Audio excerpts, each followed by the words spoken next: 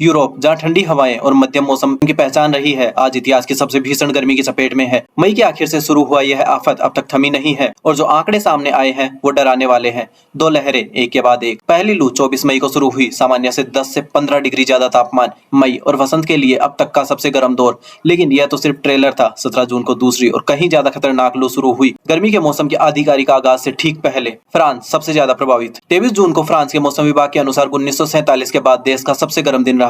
पाइटियर्स शहर में तापमान 41.2 डिग्री सेल्सियस तक पहुंचा, जो 1947 का पुराना रिकॉर्ड तोड़ गया। 28 जून को फ्रांस के राष्ट्रीय स्वास्थ्य प्राधिकरण ने बताया कि सामान्य से 1000 अधिक मौतें दर्ज हुई और यह संख्या आगे बढ़ने की आशंका है।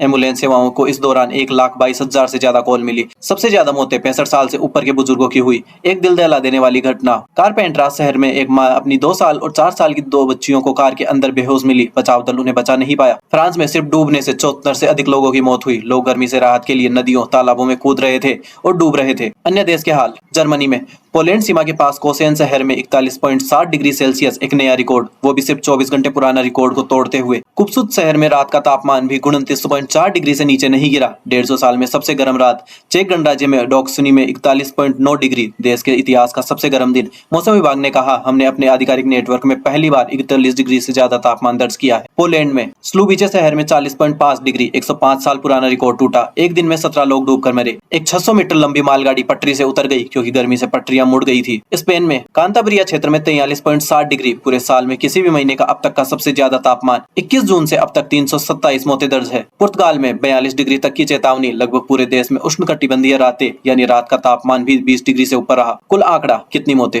विश्व स्वास्थ्य संगठन यानी WHO के अनुसार 21 जून से अब तक यूरोप में 1300 से ज्यादा अतिरिक्त मौतें दर्ज की गई। इसमें वो बच्चे भी शामिल है जो बंद कारों में मर गए और वो युवा भी जो बिना निगरानी वाली तालाबों में डूब गए। सोमवार को 13 करोड़ लोग 35 डिग्री से ज्यादा तापमान झेल रहे थे। हालांकि एक दिन पहले यह आंकड़ा 19 करोड़ था। पूरे महाद्वीप में 26 करोड़ 90 लाख से ज्यादा लोगों को 30 डिग्री से ज्यादा तापमान का सामना करना पड़ रहा है। क्यों आई यह भीषण गर्मी? वैज्ञानिक वजह। वर्ल्ड वेदर एट्रीब्यूशन समूह के वैज्ञानिकों ने कहा, जलवायु परिवर्तन के बिना गर्मी के मौसम की इतनी भीषण लू लगभग असंभव होती है।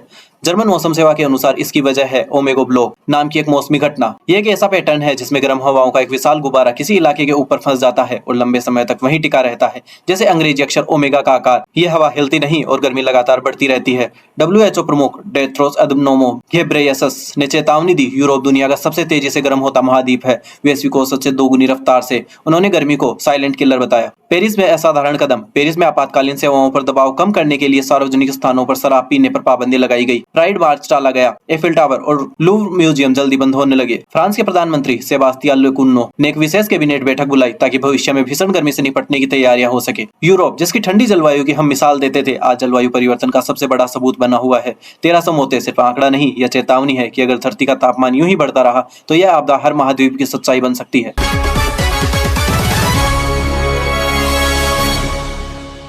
पाकिस्तान